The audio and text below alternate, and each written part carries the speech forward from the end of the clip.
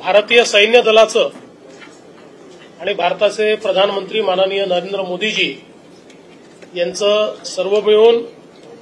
मनपूर्वक अभिनंदन करूया। अतिशय प्रिसिशन पद्धतीनं एअर स्ट्राईक करून दहशतवाद्यांचे 9 अड्डे पूर्णपणे ध्वस्त करण्यात आलेले आहेत आणि यावेळी ते ध्वस्त करतानाचं संपूर्ण शूटिंग अवेलेबल असल्यामुळे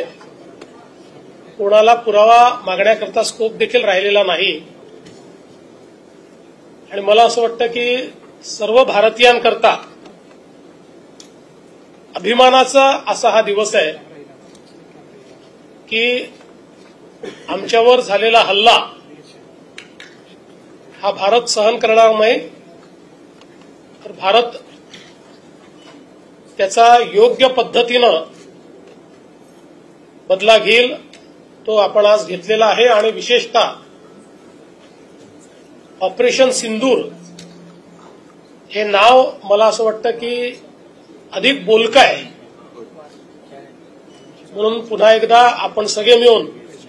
भारतीय सैन्य दलाचं आणि भारताच्या प्रधानमंत्र्यांचं या ठिकाणी अभिनंदन करू।